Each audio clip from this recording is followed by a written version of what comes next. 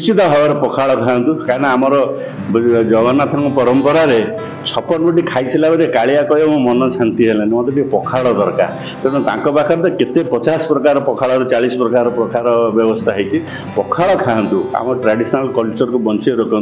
दर्शक बंधु आपण तो जानी ओडिया घर सबुठ मुख्य खाद्य भाव में पखाड़ को गणा जाए आपने जानते कि पखाड़ दिवस आसूचे से सब होटेल्स मानकर पखाड़ को लेकिन बहुत क्रेज देखा मिलूँ तो ये एक पखाड़ आपण मानक देखा जाऊँगी जो माने होटेल में मिलूँ से पूरा ऑथेंटिक माने पखाड़ आपण मानक देखा मिल जमी गोटे ओडिया घर में माने खाद्य को बना हुए पखाड़ को स्पेशली बना हुए एमती बड़ी चूरा है छोट छोट जिनस आलू भत्ता आउ माने कोबी है कि अलग जिते भी डिश आम पखाड़ सांगे खाऊ घर तरीका से गुड़ा सबू जाक परस जाऊँगी मिलूँ बक्सी बजार आपण मैंने जानते हैं पोस्ट ऑफिस सामने ही अच्छी तार ना अच्छी फूडको तो चलते देखा कौन कौन रही पखाड़ सांगे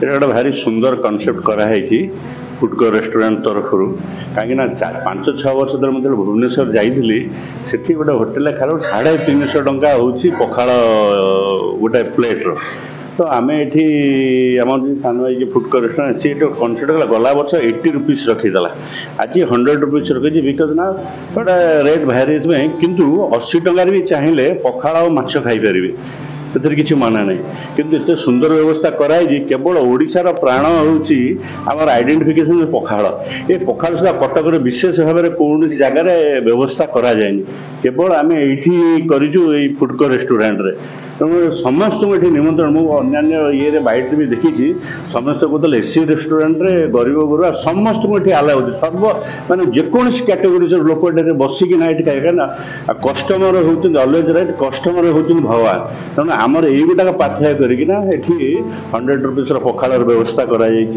सत्य सुंदर समस्त आसतु प्रत्येक वर्ग से चाषी हो मूलिया हो से धनी हो जी हो समस्त आसे पखाड़ मजा टेस्ट आप ट्रेडिशनाली जो मुख्य आम जो तोराणी सपटा जो बनाऊँ से मिनरल वाटर से बनाऊँ कहीं पानी इन्फेक्शन बहुत है मिनरल वाटर आम ये पखाड़ तैयार कर बाकी रहा कलरा भजा बैगणी कखारू फूल जो ट्रेडिशनल ऑथेंटिक कखारू फूल आलू भर्ता दही सलाड बैगण कोसला शाग भजा प्लस नीम कड़ बड़ी चूरा 10-12 प्रकार दि जाऊँगी सफिसीयंट जनक खायापे नेक्स्ट टाइम जी मागिले भी आम पुणी आफोर्ड करूँ किसी असुविधा नहीं।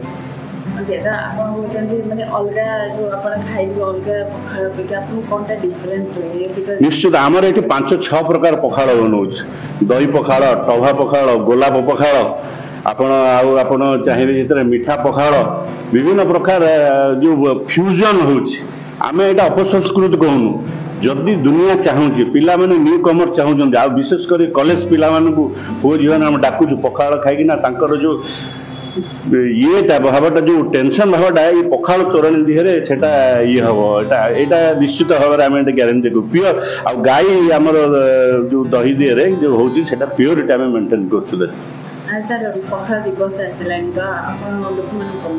निश्चित भाव में पखाड़ खातु कहीं आमर जगन्नाथ परंपरा 56 रोटी खाई सारे कालिया कह मो मन शांति है मत पखाड़ दरकार तेणु पाखे तो केते 50 प्रकार पखाड़ 40 प्रकार प्रकार व्यवस्था है पखाड़ खातु आम ट्रेडिशनल कल्चर को बंचे रखु।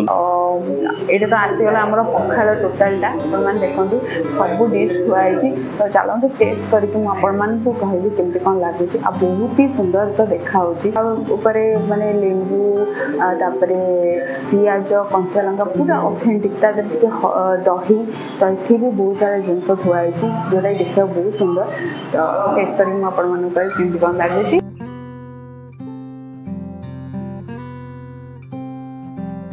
आज्ञा ओडिया जातिर पखाड़टा अच्छी बहुत बढ़िया कथार अच्छी माँ हाथ धूलीर माड़ आ पखाड़ खाइबार मजा केते नियारा आ फुडको रेस्टोरेंट गोटे अभिनय प्रयास कर मात्र 80 टंकार पेट पूरा खातु खाइबा सहित जब बढ़ुची नहीं भी जाती ଆଉ ଏ କଣ୍ଟେଷ୍ଟରେ ତ ଆମେ ବହୁତ ସ୍ୱାଗତ ଜାଗା କରୁଛୁ। ଆଜି ଗୋଟେ ବହୁତ ଭଲ ଦିନ, ମୋ ଜନ୍ମଦିନରେ ମୁଁ ଆଜି ପଖାଳ ଖାଉଛି। ଆଉ ଏଇଭଳି ଚିନ୍ତାଧାରା ଆଣିଛନ୍ତି ପଖାଳ, ଆଉ କଟକରେ ଏତେ ଶସ୍ତାରେ ପଖାଳ ଖାଇବାକୁ ଦଉଥିବାରୁ ବହୁତ ଧନ୍ୟ ମନେ କରୁଛୁ। ଟେଷ୍ଟ ଆଜ୍ଞା ବଜାରରେ ଆପଣ ପାଇପାରିବେ 300 ରୁ 350 ପଇସା, କିନ୍ତୁ ମାତ୍ର 80 ଟଙ୍କାରେ ଏତେ ଆଇଟମ କଳ୍ପନା ବାହାରେ। ଆଉ ଟେଷ୍ଟ ବହୁତ ଭଲ ଅଛି, ଆଉ ପଖାଳ ଖାଇବାଟା ମଜା ପୁରା ନିଆରା। ଦେଖନ୍ତୁ ପ୍ରଥମ କଥା ହେଉଛି ପଖାଳ କଥା ଯେଉଁଠି ଉଠେ ଏଇଟା ହେଉଛି ଓଡ଼ିଆର ଗୋଟେ ପରିଚୟ। ଆମ ଓଡ଼ିଆ ଜାତିର ପରିଚୟ କହିଲେ ପଖାଳ ଭାତକୁ ବୁଝାଏ। ଯେଉଁଠି ଓଡ଼ିଆ କଥା ଉଠେ ସେଠି ପଖାଳ କଥା ଉଠିବା ସ୍ୱାଭାବିକ, ପଖାଳ କଥା ଉଠିଲେ ଓଡ଼ିଆ କଥା ଉଠିବା ସ୍ୱାଭାବିକ। ଦ୍ୱିତୀୟ କଥା ଟେଷ୍ଟ କଥା ଉପରକୁ ଯଦି ଆମେ ଯିବା, ଏଇଠି ଏଇ ଯେଉଁ ରେଷ୍ଟୁରାଣ୍ଟ ଫୁଡ୍କୋ ରେଷ୍ଟୁରାଣ୍ଟ ଏସି ରେଷ୍ଟୁରାଣ୍ଟ ଭିତରେ 80 ରୁ 100 ଟଙ୍କା ଭିତରେ ଆପଣ ପଖାଳ ସାଧା ହେଉ ବା ନନଭେଜ୍ ବି ହେଉ 8-10 ପ୍ରକାର ଆଇଟମ୍ ଦେଖନ୍ତୁ, ସମ୍ପୂର୍ଣ୍ଣ ଘରୋଇ। ବାଇଗଣ ଭଜା, ଆପଣଙ୍କର ଆଳୁ ଚଟଣି, ବଢ଼ି ଚୁରା, ଯେଉଁଟାକି ଘରେ ଆମେ ଖାଇବାକୁ ପାଉଛୁ। ସମ୍ପୂର୍ଣ୍ଣ ଘରୋଇ ସ୍ୱାଦର ଅନୁଭବ, ଘରୋଇ ଟେଷ୍ଟ, ସବୁକିଛି ଘରୋଇ ସ୍ୱାଦରେ ଆପଣ ପାଇପାରୁଛନ୍ତି 80 ରୁ 100 ଟଙ୍କା ଭିତରେ। ଆଉ କମ୍ପ୍ଲିଟ୍ ହାଇଜେନିକ୍ ମେଣ୍ଟେନ୍ ହେଉଛି। ଦେଖନ୍ତୁ ପୁରା ରେଷ୍ଟୁରାଣ୍ଟକୁ ଆପଣ ଦେଖିପାରିବେ ହାଇଜିନ୍ ରେଷ୍ଟୁରାଣ୍ଟ, ହାଇଜିନ୍ ୱେରେ ଖାଇବା ଏତେ ସୁନ୍ଦର ଭାବରେ ପରିବେଷଣ ହେଉଛି। ଆଠୁ ଆଉ କିଛି ଭଲ ଜିନିଷ ମୋତେ ଲାଗୁନି ପାଇବା ଭଳିଆ।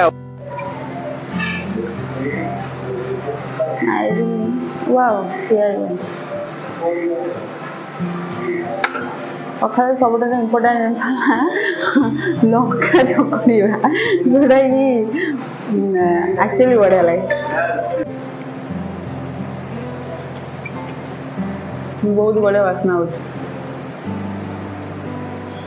ଆଜିର ସ୍ପେଶାଲ ଅଛି ଶାଗ ଭଜା, ଆଉ ୟାକୁ କୋଶଳ ଶାଗ ଆଇଟମ୍ କୁହାଯାଏ।